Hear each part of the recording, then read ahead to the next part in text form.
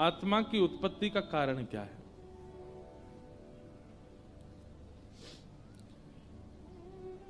ऐसे समझो, अपने किसी प्रिय को, प्रिय यदि पास रहता है ना, तो उसके अंदर प्रेम का वर्धन नहीं हो पाता। जो बहुत सामीप्य में रहता है उसके अंदर प्रेम का वर्धन नहीं हो पाता, उसके अंदर प्रेम और ज्यादा प्रगाढ़ नहीं हो पाता। आपको रसगुल्ला बहुत अच्छा लगता है, क्यों? क्योंकि आप कभी कभी खाते हो, पर जो हलवाई रसगुल्ला बनाता है ना, उसकी इच्छा नहीं होती। क्यों? वो 24 घंटा रसगुल्ला के पास ही रहता है, गुलाब जामुन के पास ही रहता है। आप कभी हलवाई को भोजन करते हुए देखो, आप खाओगे तो एक एक सब्जी का स्वाद लोगे, पर हलवाई जब भोजन करता है ना, तो वो ऐसे ही खा लेता है, एक ही सब्जी में दाल भी डाल देगा, वो भी डाल देगा, ऐसे ही थोड़ा पालेगा।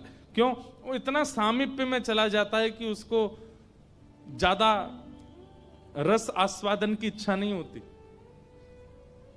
मछली पानी में रहती है, उसको पानी नित्य प्राप्त होता है। हमारी आपकी तरह प्यास लगने पर वेदना जैसी होती है, वो वेदना का उसको अनुभव नहीं हो पाता। इसीलिए ठाकुर जी क्या करते हैं, कुछ दिन के लिए हम आप सब लोगों को इस संसार के भौतिकवाद में भेज देते हैं, ताकि संसार के क्रियाकलापों में रह करके, संसार की माया में रह करके कभी हमारा विरह, हमारा प्रेम प्रकट हो, और व्याकुलता, प्रतिकूलता में जो व्याकुलता हो, उस व्याकुलता से प्रेम और निखर जाए, और एक दिन ठाकुर जी की प्राप्ति के लिए हम लोग व्याकुल होने लग जाएं। इसलिए ठाकुर जी ने हमको खुद से भिन्न करके पृथ्वी पर भेजा।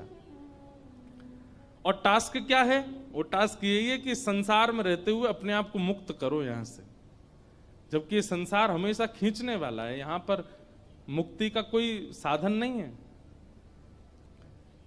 लेकिन बंधुओं, श्री हनुमान जी महाराज, आज जिनका जन्मोत्सव है, उन्होंने मुक्ति को स्वीकार नहीं किया। यत्र यत्र रघुनाथ कीर्तनम तत्र तत्र कृतमस्तकांजलिम बाष्पवारी परिपूर्ण लोचनम मारुतिम नमत राक्षसांतकम।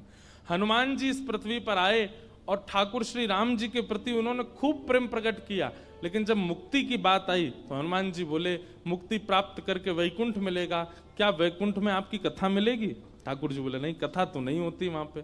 तो बोले, फिर मुझे मुक्ति नहीं चाहिए, मुझे तो यहीं रहने दीजिए, पृथ्वी पर ही। इसीलिए चारों युग पर ताप तुम्हारा, चारों युगों में श्री हनुमान जी रहते हैं पृथ्वी पर, ताकि ठाकुर जी के दर्शन कर सकें। तो आपने जो ये प्रश्न किया कि भगवान ने आत्मा को उत्पन्न क्यों किया, ताकि आत्मा एक दिन पुनः परमात्मा में विलीन हो।